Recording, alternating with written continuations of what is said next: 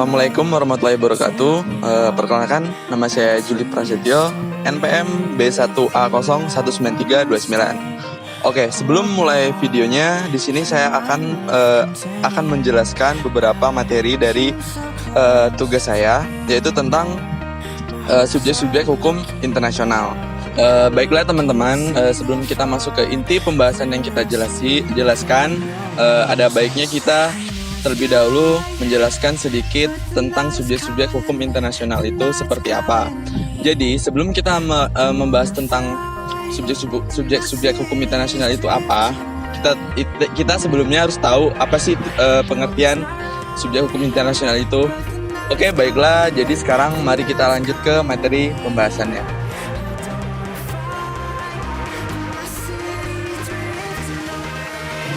Oke, yang pertama kita akan menjelaskan tentang pengertian hukum internasional.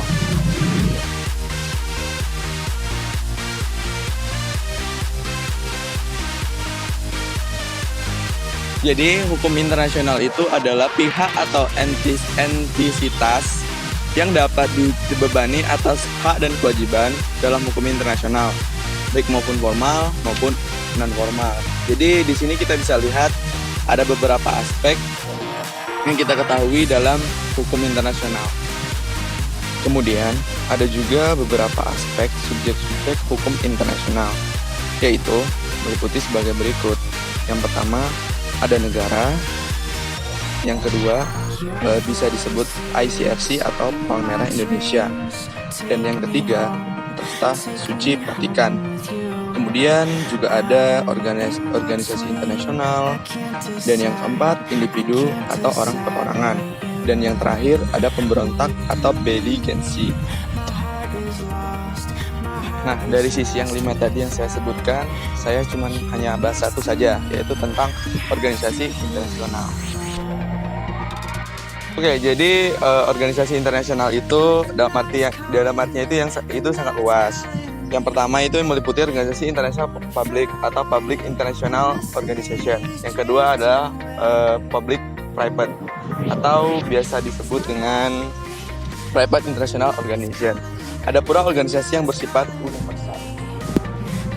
Nah, bisa kita lihat dari pembentukannya, organisasi hukum internasional itu mempunyai 3 aspek, yaitu yang pertama administrasi, yang kedua itu aspek birokrasi, dan yang ketiga aspek hukum.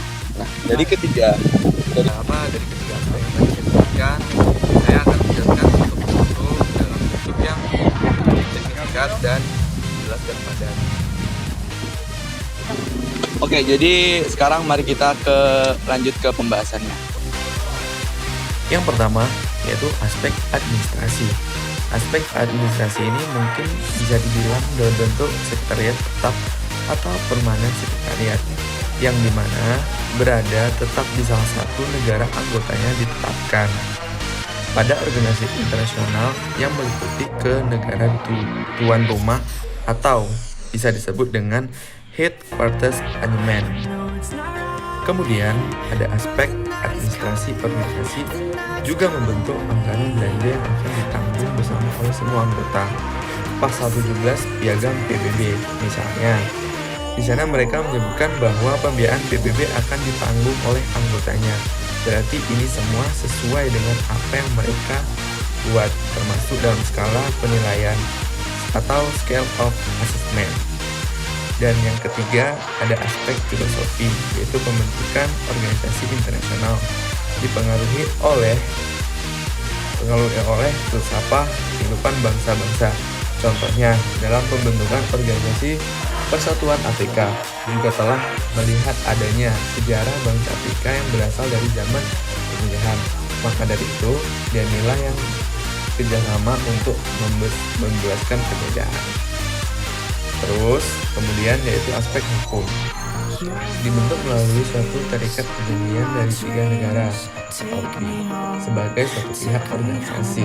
Suatu organisasi itu hakikatnya merupakan suatu kesatuan di mana hukum itu dipisahkan dari berbagai organisasi lainnya dan akan mendirikan suatu badan atau lebih.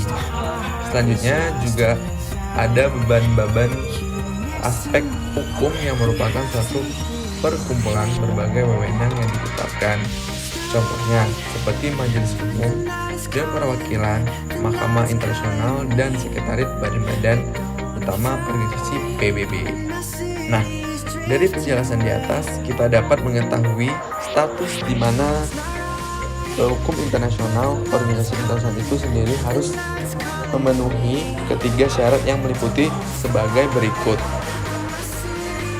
Yang pertama, yaitu adanya persetujuan internasional, seperti instrumen pokok itu akan membuat prinsip-prinsip dan tujuan instruktur maupun organisasi itu bekerja. Kemudian, organisasi internasional haruslah mempunyai paling tidak satu badan. Dan yang ketiga, organisasi internasional haruslah dibentuk di bawah hukum internasional. Jadi, kebijakan pemerintah tentunya selain mampu menyentuh kepentingan masyarakat luas, diharapkan dapat menjamin rasa aman dan keadilan dalam dunia perdagangan lintas negara.